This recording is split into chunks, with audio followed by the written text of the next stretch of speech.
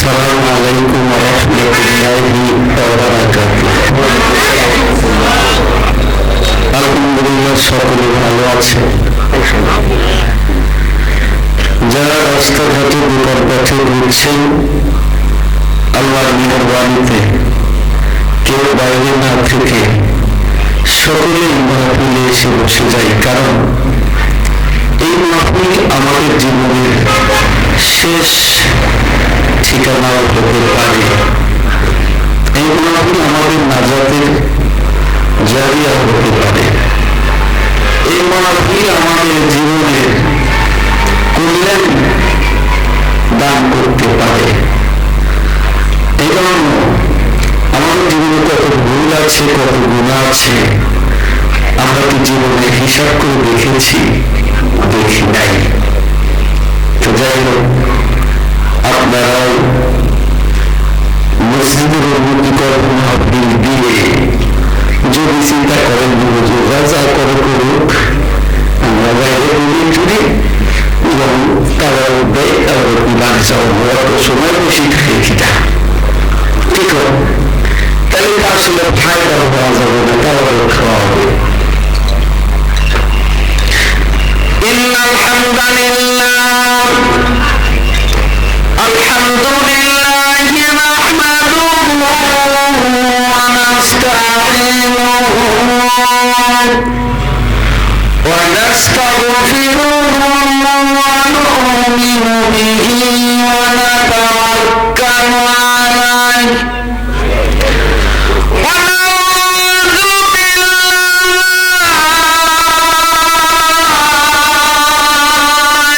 মিন শুরুরি আনফুসিনা ওয়া মিন সাইয়্যাতি আ'মালিনা মান ইয়াহদিহিল্লাহু ফালা মুদিল্লা লাহু ওয়া মান ইউদ্লিলহু ফালা হাদিয়া লাহু ওয়া নাশহাদু আন লা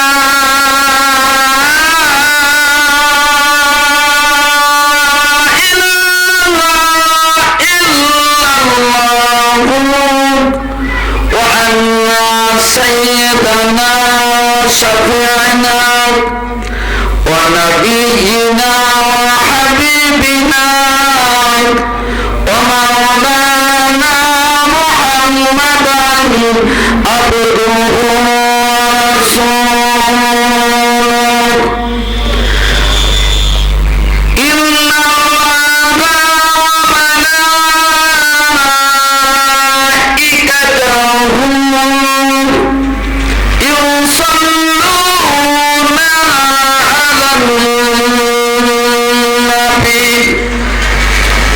সবাই জবান খুলে পড়বো, কেউ জবানটা বন্ধ রাখবো ইনশা। সবাই জবান খুলে পড়ে আউযু বিল্লাহি মিনাশ শাইতানির রাজিম।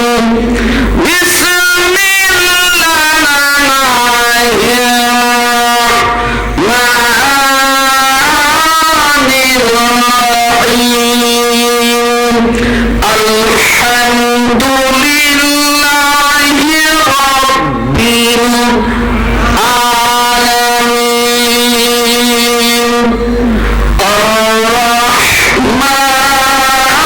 আর-রাহমানির রাহিম মালিকি ইয়াউমিদ্দিন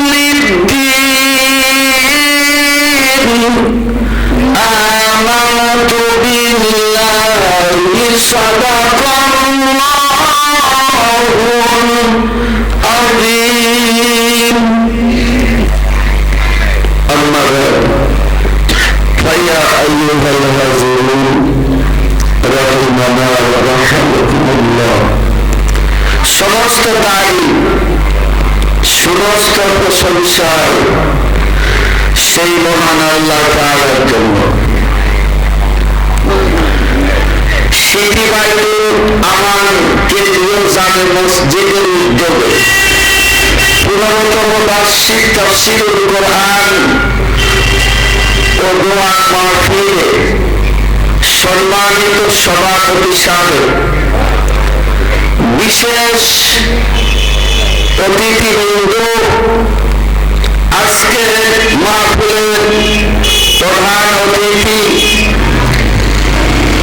আজকের মাহফিলের সম্মানিত প্রধান আলোচক এবং বিশেষ আলোচকবৃন্দ, মাহফিলের সামনে দাঁড়িয়েছে উপবিষ্ট আমার পিতৃতুল্য বাবাজিরা, ভাইয়েরা, যুবক কচি কাচারা, পর্দার অন্তরালে মা ও বোনেরা, সেই মহান রব্বুল আলামিনের দরবারে লাখ কোটি শুকরিয়া যে আল্লাহ তাআলা আমাদের অত্যন্ত ভালোবেসে এলাকার মধ্যে থেকে যাচাই বাছাই করে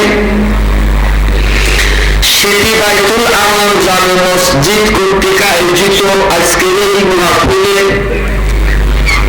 এসে সামিয়ানার নিচে যোগদান করার এবং বসার সুযোগ করে দিলেন, সেই মহান আল্লাহ পাকের দরবারে কালিমাতুশ শুকরিয়া আদায় করে সকলেই অন্তরস্থল থেকে জোরে আওয়াজ দিয়ে বলি আলহামদুলিল্লাহ। এইটাই যদি জোরে তাহলে আজকে কি শোনা যাবে? আমি বলছি যে অন্তরস্থল থেকে, তাহলে অন্তর দিয়ে মনোবত করে আবেগ দিয়ে এত জোরে আল্লাহ প্রশংসা করলেন, আরেকটু জোরে বলা যাবে কি আলহামদুলিল্লাহ? এই যে কত সুন্দর, ভালো লাগলো। সৌন্দর্য কে না পছন্দ করে? সৌন্দর্য আপনারা পছন্দ করেন না? কথা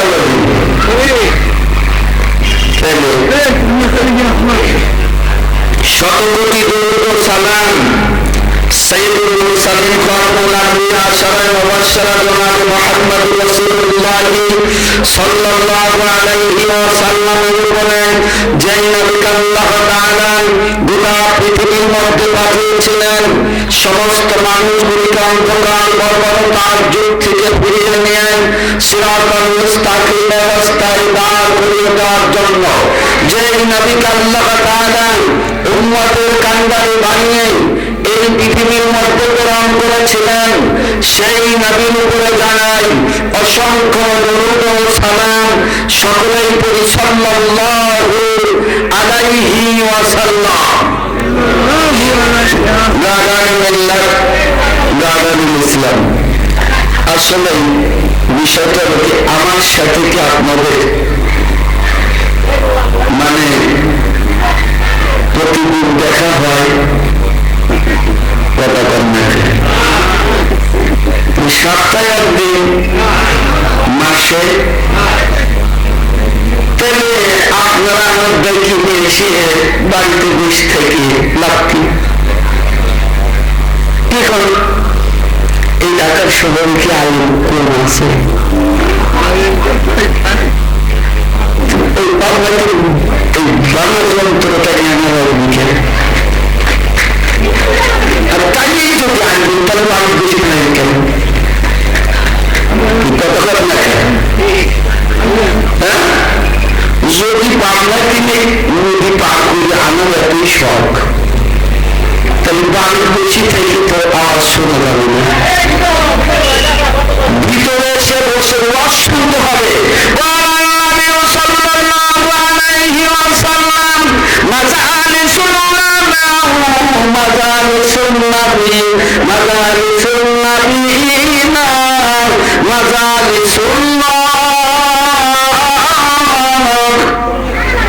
আল্লাহর হাবিব পাক জবানে সান করলেন, আমার সাহাবীরা তোমরা শুনে রাখো, দুনিয়ার মধ্যে উলামাদের মাজলিস হবে, মাজালিসুল উলামা, মাজালিসুন নবী, মাজালিস হলো এই যে মাজলিসটা তৈরি করা হয়েছে উলামাদের মাহফিল কিনা,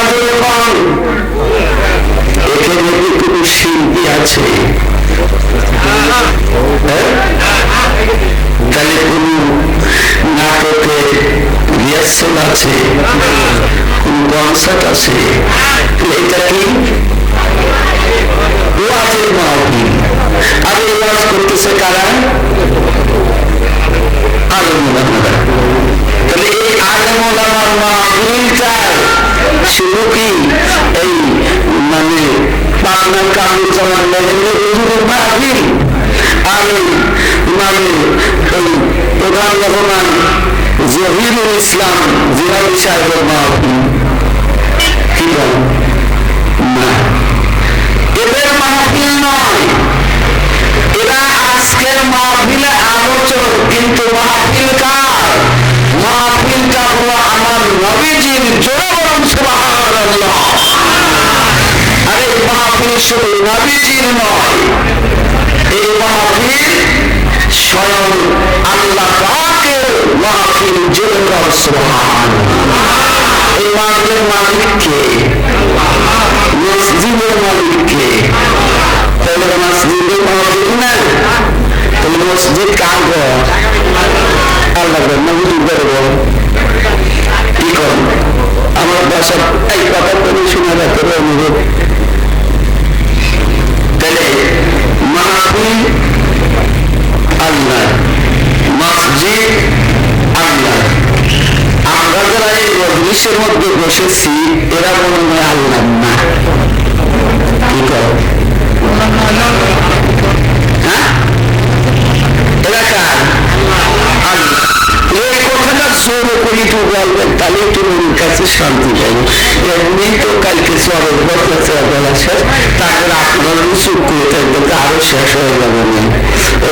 একটু আমরা সেগুলি হয়তো কাম হতেও পারে।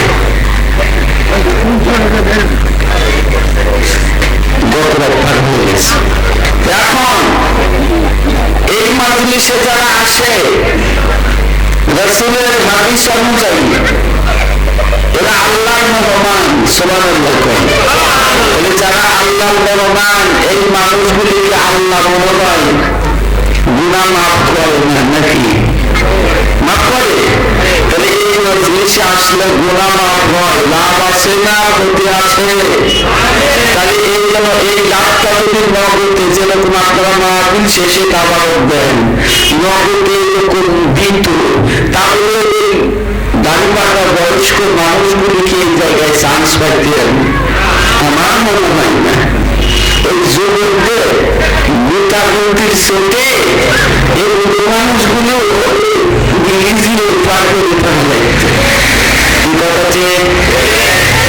নগদে দেয় নাই। কারণ এরা নগদে একটা জিনিস পাইছে, দেখবেন এদের কোনায় কোনায় বেশি থাকবে, রাস্তার দ্বারে বিল্ডিং এর সাথে গাছতলায় মশা পিছন থেকে খাইয়া শ্বাস করে ফেলায়, ওরা কেউ পাই না। মোবাইলের মধ্যে জিনিসের নেশায় পড়ে থাকে, এইটা ওরা নগদ পাইতে, তার নাম ফ্রি ফায়ার। এই কথা এইরকম যদি নগদ আল্লাহ রেখে দিত, মানুষগুলি এমন ধাক্কাধাক্কি শুরু হলো, কন্ট্রোল করা মুশকিল হয়ে যেত।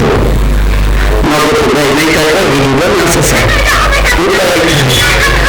দেখছেন?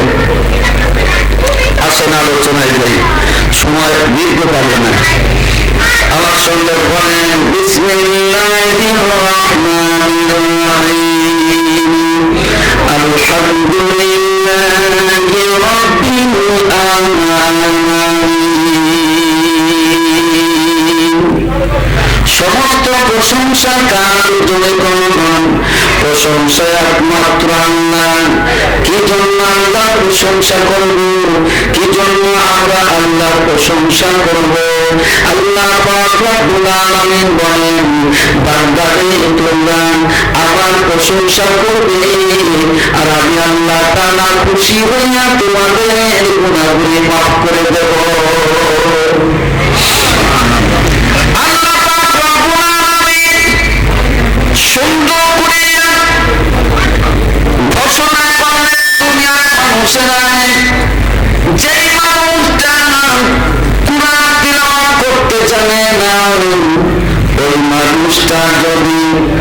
সূরায়ে ফাতিহা মুহাব্বতের সাথে দুইবার তিলাওয়াত করে তাহলে এক খতম কোরআন তিলাওয়াতের সওয়াব পায়।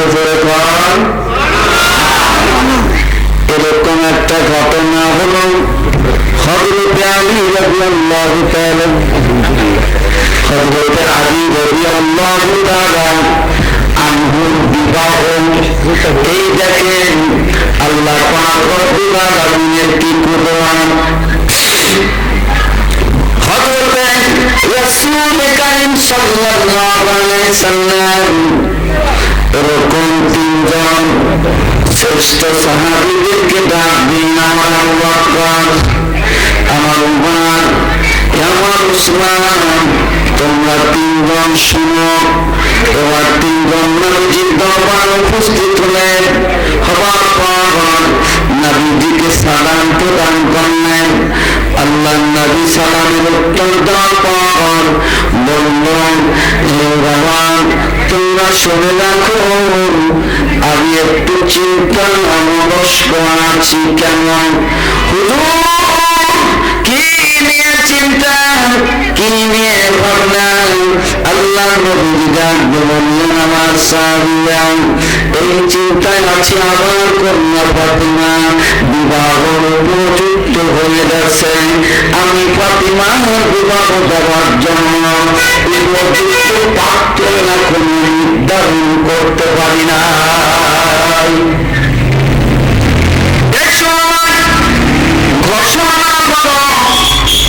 এরকম বুদ্ধি হলো, পরামর্শ হলো, বৈঠক হলো, মাজলিস হলো।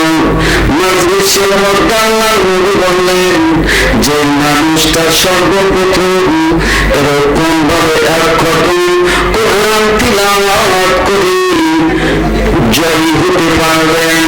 পরীক্ষা দেওয়ার মাধ্যমে আমার ফাতিমাকে বিবাহ করা লাগবে। অনেক আরবের জনাত্ম ব্যক্তিরা, অনেক যুবক নওজোয়ানরা আসলো। আসার পর এবার তারা ফাতিমাকে বিবাহ করবে। কত বড় মনে তামান্না, নবীজির কন্যাকে বিবাহ করবে। সুবহানাল্লাহ।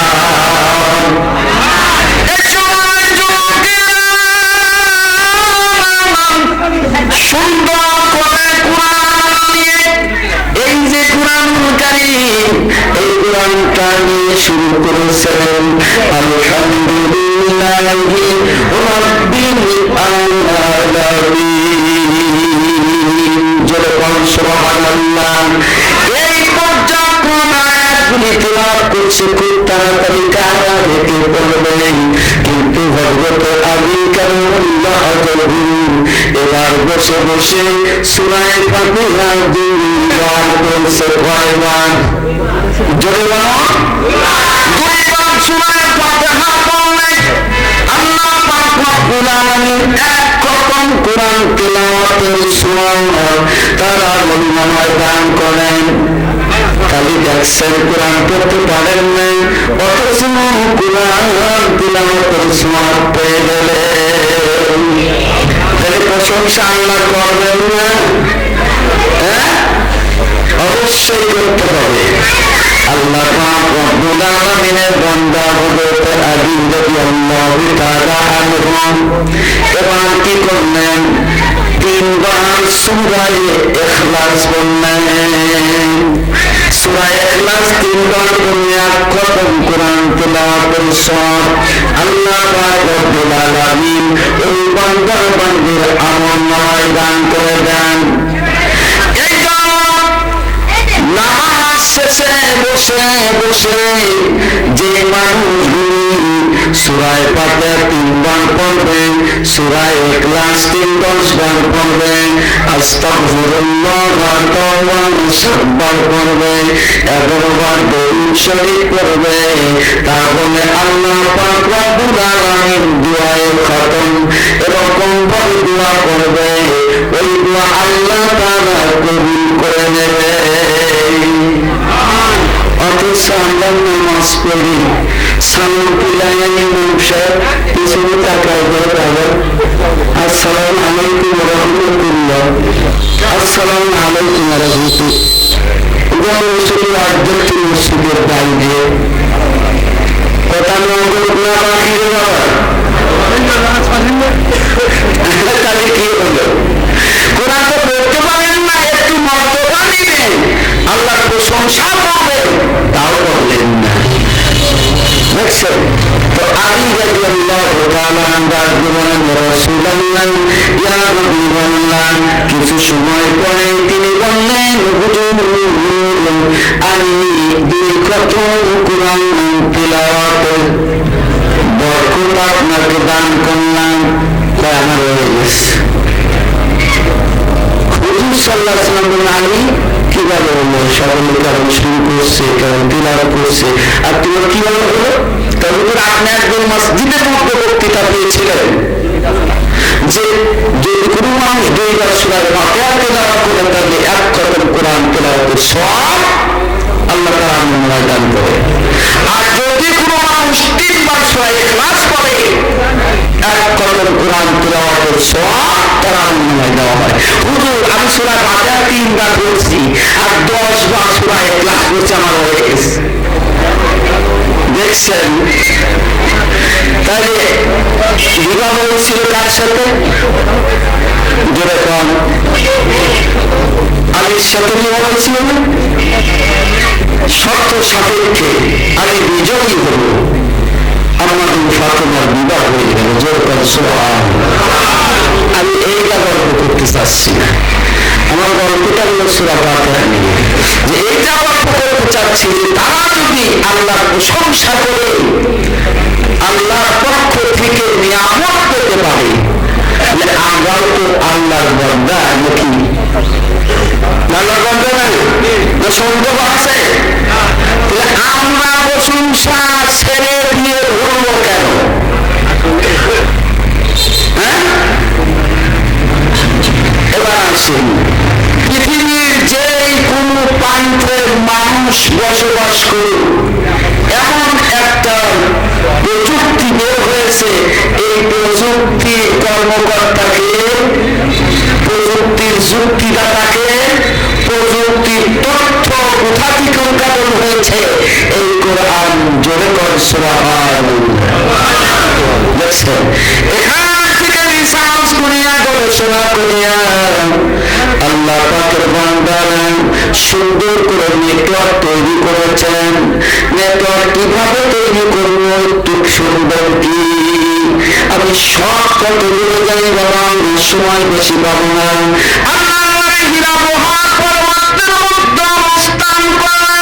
এমন সময় আল্লাহ পাক রব্বুল আলামিন তার কোরআনুল কারীমকে নাযিল করার ব্যবস্থা করলেন। আল্লাহ সরাসরি আমার নবীর উপরে কোরআনটা নাযিল করেন নাই, আল্লাহ রব্বুল আলামিন প্রথমেই আসমানের উপরে নিয়ে গেছে। আসমান বলছে আল্লাহ আমার উপরে নাযিল করো না, এবার পাহাড়ের উপরে নিয়ে গেছে। সূরা হাশরের মধ্যে আছে বাবা আলা জাবালিল্লাহ ওয়া আলকাহু, এই আয়াত আছে নাই? আল্লাহ জাবালের কাছে নিয়ে গেলেন কোরআন।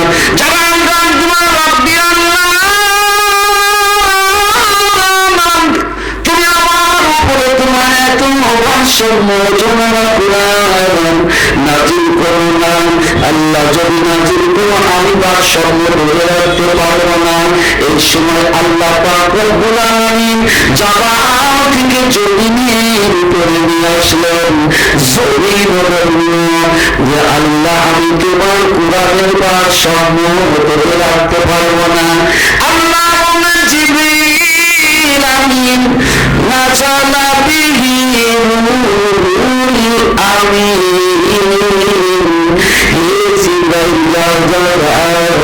আমার নবীজি তোমার পর্বতের গর্তের মধ্যে বসে আছে, আমার নবীর কাছে এই কোরআনটা রেখে আসলে সুবহানাল্লাহ। আল্লাহর হাবিব বললেন আল্লাহ তোমার কোরআন আমি কেমনে হেফাজত করব? আল্লাহ বললেন নবী কোরআনটা হবে না, এই দায়িত্ব আপনার নয়, এই দায়িত্ব হলো আমি আল্লাহ আমি নিজেই পরিচালনা করব। কিয়ামত পর্যন্ত পৃথিবীর জমিনে নেই কোরআনটা হেফাজতের মালিক হলো আমি আল্লাহ। নাহনু নাযালনা যিকরা ওয়া ইন্না লাহু লাহাফিজুন।